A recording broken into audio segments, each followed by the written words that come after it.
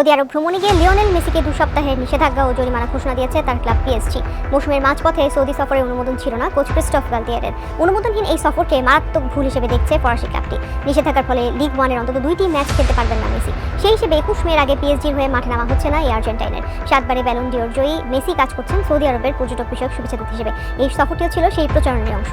এদিকে মেসির পরবর্তী ক্লাব হতে পারে বার্সেলোনা এমন গুঞ্জন আছে। শোনা যায় সৌদি ক্লাব আল হিলালের নাম।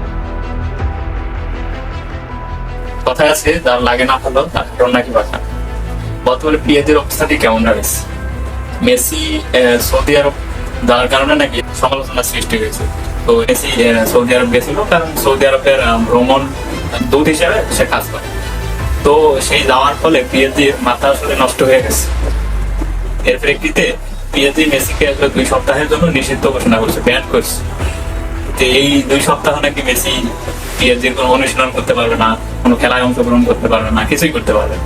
এখন এই বিষয়টা নিয়ে অনেকে অনেক ধরনের ক্ষোভ প্রকাশ করেছে, অনেকে অনেক কিছু বলতেছে, মতবাদ দিতেছে। তো একটা জিনিস কি, তাতে মনে হয় না 2 সপ্তাহ ব্যান করা মেসি খুব একটা ক্ষতি হবে।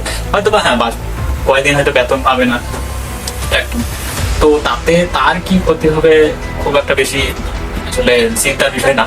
তবে একটা জিনিস কি, কোন একটা দলের খারাপ করার পিছনে যদি একজন ব্যক্তিকে দোষারোপ করা হয়, আসলে সেটা দায়টা ম্যানেজমেন্ট।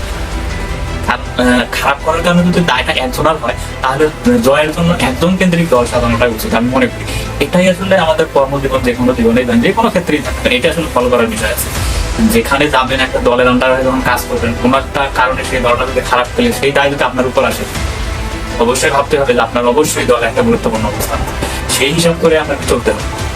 এসে 2 সপ্তাহের জন্য ব্যান হয়েছে, সে 2 সপ্তাহ বেতন পাবে না, 2 সপ্তাহ অনুশীলন করতে পারবে না, তাতে হয়তো বা তার কোনো ক্ষতি হবে না, কিন্তু এতে পিএসজি অনেক বড় ক্ষতি হতে পারে।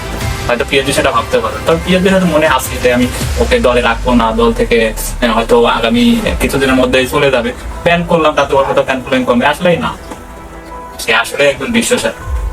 আর এই ব্যান্ডটাই এক সময় আর একটু মোটিভেশন হয়ে আরো ভালোবাসে পারফর্ম করবে। অন্যখানে গেলে হয়তো বা পিএসজি থেকে বেটার পারফর্ম করতে পারবে।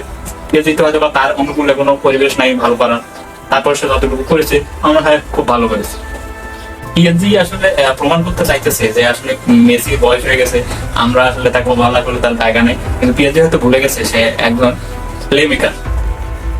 মেসিকে তারা এখনই ছেড়ে দিক, যেভাবে অন্যান্য দলগুলো, অন্যান্য ক্লাবগুলো তাকে নেওয়ার জন্য মুখিয়ে আছে, সেটা হয়তো পিএসজি তুলবে যখন তাকে ছেড়ে দেবে। পিএসজি হয়তো জানি না যে এক মেসি চলে গেলে কত বড় ক্ষতি হতে। মিলিয়ন মিলিয়ন টাকা নিয়ে অন্যান্য ক্লাব বসে আছে মেসি হার অপেক্ষায়।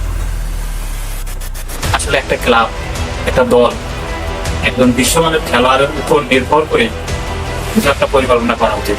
যদি আমি মনে করি যে আমি যদিও বা অতটা খেলা বুঝি না, তারপরে যতটুকু মনে হয় আমার, আমি যতটুকু নিউজ অ্যানালাইসিস দেখি, তাতে তো যতটুকু মনে হয় যে পিএসজি যদি মেসি কেন্দ্রিক বা একজন বিশ্বমানের প্লে মেকার কেন্দ্রিক যদি দল সাজিয়ে খেলতো, তাহলে তো আমার মনে হয় যে সফলতাটা আরো অনেক বেশি পেত।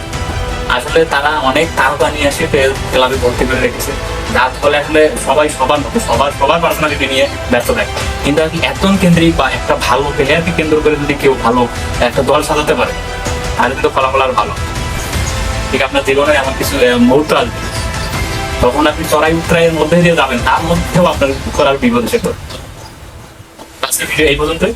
আশা করি ভিডিওটি ভালো লাগবে। ভিডিওটি যদি ভালো লাগে অবশ্যই লাইক, কমেন্ট এবং শেয়ার করুন, এবং ইউটিউব চ্যানেলে অবশ্যই সাবস্ক্রাইব করতে ধন্যবাদ।